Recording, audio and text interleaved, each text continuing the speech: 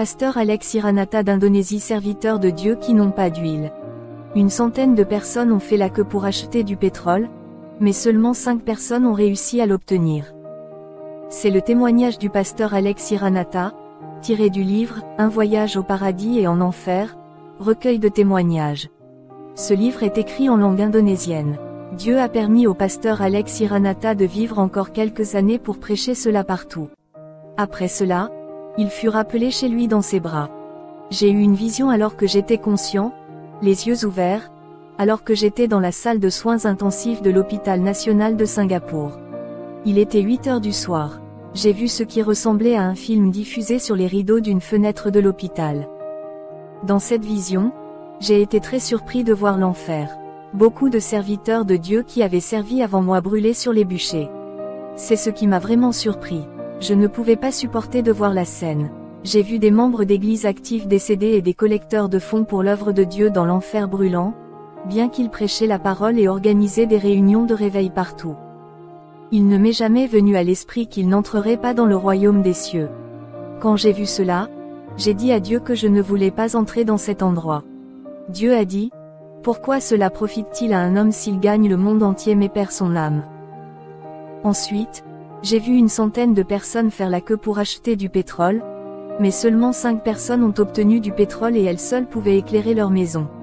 Dans ces 5 maisons, ils pouvaient louer et adorer Dieu, mais les 95 autres étaient dans un état très sombre.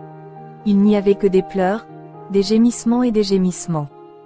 Les 5 servantes de Dieu qui ont réussi à obtenir l'huile sont comme les 5 vierges sages de Matthieu 25 dont les lampes étaient remplies d'huile. L'huile parle du Saint-Esprit, en particulier de l'onction du Saint-Esprit. Le Saint-Esprit qui demeure en nous est reçu au moment de la régénération, mais le remplissage du Saint-Esprit vient par une recherche continue après le moment de la régénération. Les 5 serviteurs de Dieu qui ont réussi à obtenir l'huile sont ceux qui ont payé le prix en s'assurant que leur esprit soit toujours rempli du Saint-Esprit et de l'onction du Saint-Esprit. Dans le temple de l'Ancien Testament, le chandelier fournissait la seule lumière permettant aux prêtres d'accomplir leur travail dans le lieu très saint.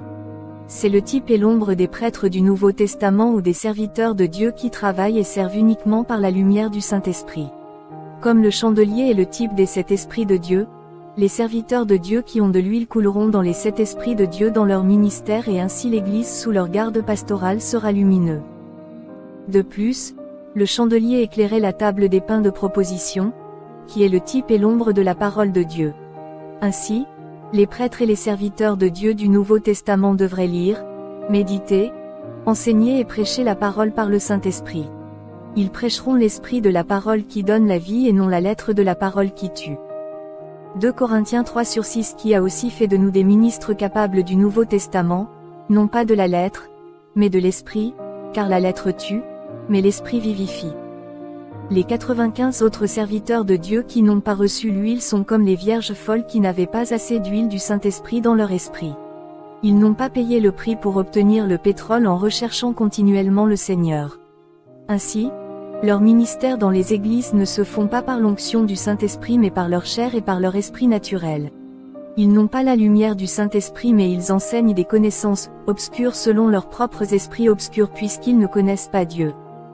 Éphésiens 4h18 Leur intelligence est obscurcie, éloignée de la vie de Dieu à cause de l'ignorance qui est en eux, à cause de la dureté de leur cœur. Ils exercent leur ministère selon la lettre de la parole et tuent ainsi spirituellement leur congrégation. C'est pourquoi ces 95 serviteurs de Dieu qui n'avaient pas d'huile ont des églises sombres.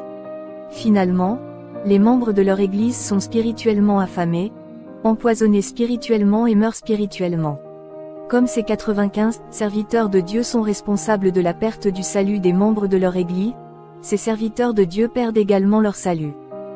Matthieu 7h21-23 Tous ceux qui m'ont dit, Seigneur, Seigneur, n'entreront pas dans le royaume des cieux, mais celui qui fait la volonté de mon Père qui est dans les cieux. 22 Beaucoup me diront en ce jour-là, Seigneur, Seigneur, n'avons-nous pas prophétisé en ton nom? Et en ton nom tu as chassé les démons. Et en ton nom accompli de nombreuses œuvres merveilleuses. 23 Et alors je leur déclarerai que je ne vous ai jamais connus, éloignez-vous de moi, vous qui commettez l'iniquité. Luc 13h26-28 Alors tu commenceras à dire, nous avons mangé et bu en ta présence, et tu as enseigné dans nos rues.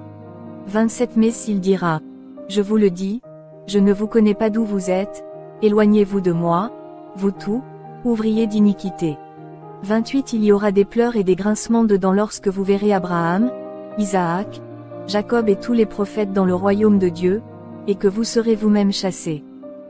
Étrangement, pendant cette période de vision de 15 à 20 minutes, aucun membre du personnel hospitalier n'est entré dans ma chambre comme d'habitude.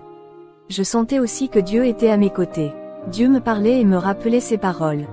J'avoue, je suis un rebelle. Une fois, Dieu m'a ordonné de faire une chose, mais je ne l'ai pas fait. On me disait souvent de prêcher dans l'église A ou B, mais je ne voulais pas le faire parce que je n'aimais pas l'opinion de leur pasteur ou sa doctrine. Mais Dieu a dit, vous ne servez pas les humains, mais vous me servez. À partir de ce moment-là, ma façon de penser a changé après cette situation.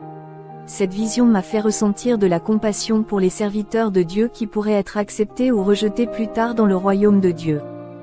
Finalement, j'ai dit à Dieu, donne-moi la force de franchir la ligne d'arrivée et je raconterai cette vision à ton peuple partout où je servirai. Acte 20h24 Mais aucune de ces choses ne m'émeut, et je ne considère pas non plus ma vie comme chère, afin d'achever ma course avec joie, et le ministère que j'ai reçu du Seigneur Jésus, pour témoigner de